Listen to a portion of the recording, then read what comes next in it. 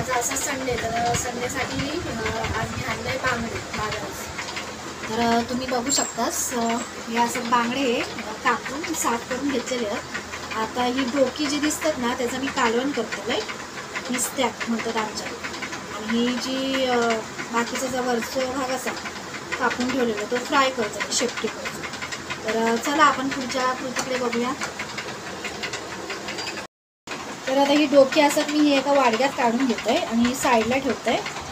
आणि हे जे बांगडे असत ना शेपटीकडचं भाग त्याचा मी आता काय काय लावते ना ह्या करूसाठी भाजूचे असतं त्याच्यासाठी काय काय लावायचं असतं ते दाखवते. असा अवघूड तर मी असं थोडासा ओतून घेते त्याच्यावर. त्याच्यानंतर मग हळद टाकून घ्यायची, हळद लावून घ्यायची.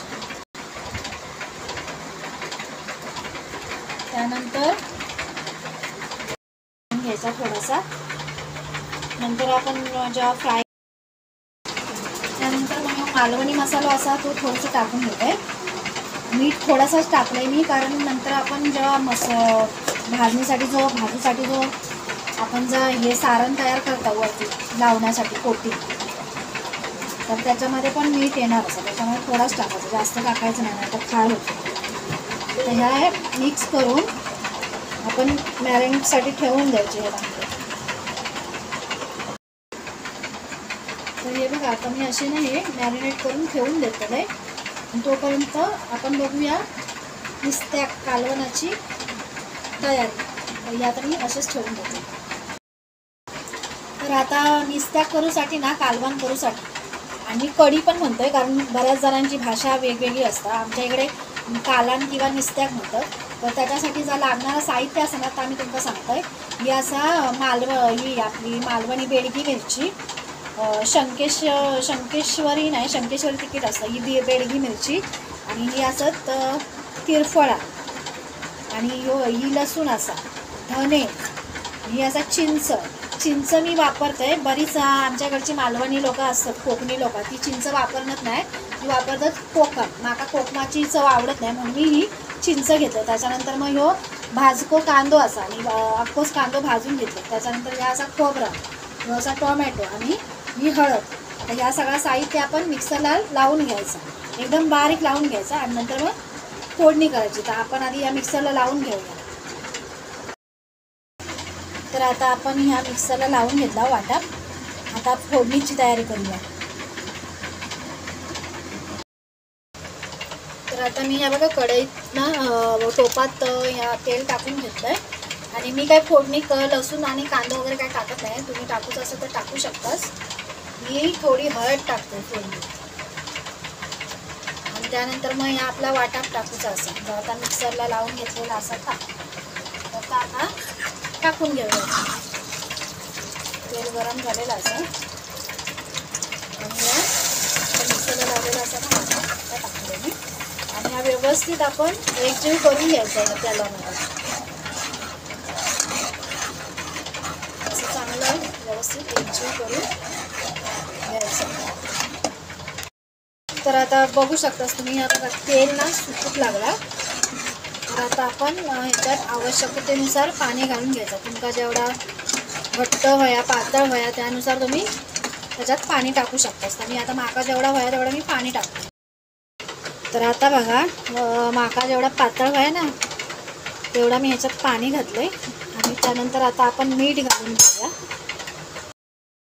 तर आता मी या मीठ टाकून घेतलंय, आणि आता एक उकळी येऊन द्यायची. आणि त्याच्यानंतर मग आपल्या बांगड्याची डोक्या असा ना बांगड्याचा डोक्या आता त्याच्यात टाकूचा असं. तर आता कालवणाक आपण उकळी येऊ देऊया. त्याच्यानंतर मग हे टाकून घेऊया, मासे टाकून घेऊया त्याच्यात. तर आता तुम्ही बघू शकतास कालवणाक बघा कशी उकळी इली असा. तर आता कालवणाक उकळी इली असा मग मी आता ही डोकी टाकून घेते बांगड्याची. आणि त्याच्यानंतर चांगला 5-10 मिनटं चांगला शिजवायचा, आणि मग बंद करायचं. तर आता आपला माशाचा कालवण शिजतं तोपर्यंत आपण बांगडे फ्राय करूची तयारी करूया. तर ह्या बघा मी गव्हाचा पीठ घेतलं आहे, तुम्ही ह्याचा पण घेऊ शकता, तांदळाचा माझ्याकडे नाही म्हणून मी गव्हाचा घेतला आहे. थोडा मी बेसन पीठ घेतलं आहे, हळद, मीठ आणि मालवणी मसाला. ह्या सगळं साहित्य आपण एकत्र करायचा. त्याच्यात तुमच्याकडे रवा असेल तर रवा पण थोडंसं टाका. माझ्याकडे नाही म्हणून मी आता नाही टाकलं आहे. तर आता माझ्याकडे जेवढा साहित्य असं मी त्याच्यामध्येच करून घेते. तर ह्या मी आता सगळं मिक्स करतो आणि त्यानंतर मग त्याच्यामध्ये बांगडे घोळून मग फ्राय करायचे. तर चला आता मिक्स करून घेऊया. ह्या बघा मी सगळं आता मिक्स करून घेतलं आहे. आता आपण ह्याच्यामध्ये बांगडे घोळूया. तर आता आपले हे मगाशी मॅरिनेट करूसाठी बांगडे ठेवलेले असत. तर हे आता आपण फ्राय करून घेऊया.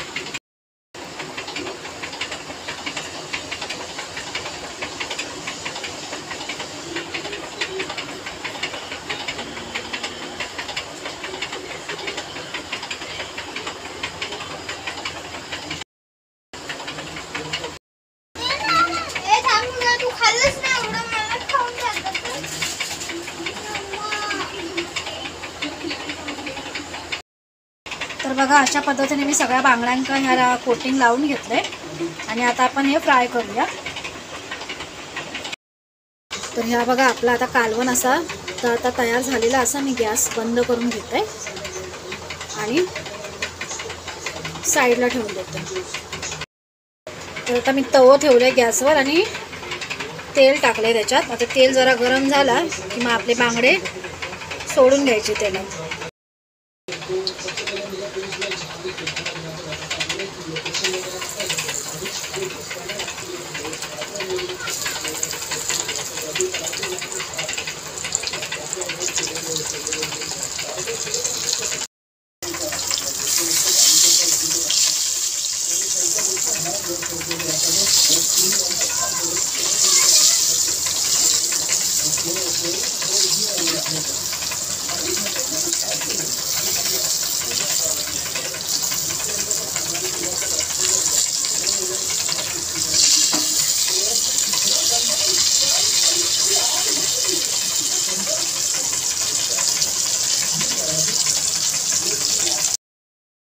मंडळी ह्या बघा ह्या बांगड्याचा कालवण, बांगड्याचा सार आणि हे फ्राय केलेले बांगडे आपले तयार असत जेवणासाठी.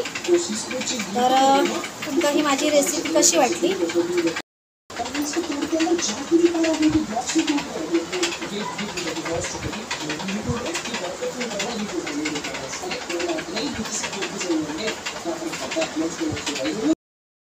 तर मंडळी ही बनवलेली मी डिश तुमका कशी वाटली? बांगडा फ्राय आणि बांगड्याचा कालवण, बांगड्याचा रस्सो, फिश करी. तर माझी ही रेसिपी तुमका कशी वाटली ती प्लीज कमेंट करून सांगा आणि प्लीज माझ्या चॅनलला सबस्क्राईब करा, शेअर करा आणि प्लीज सपोर्ट करा. चला तर मग आता आपण मस्त बांगड्यावर ताव मारूया. बाय बाय, धन्यवाद.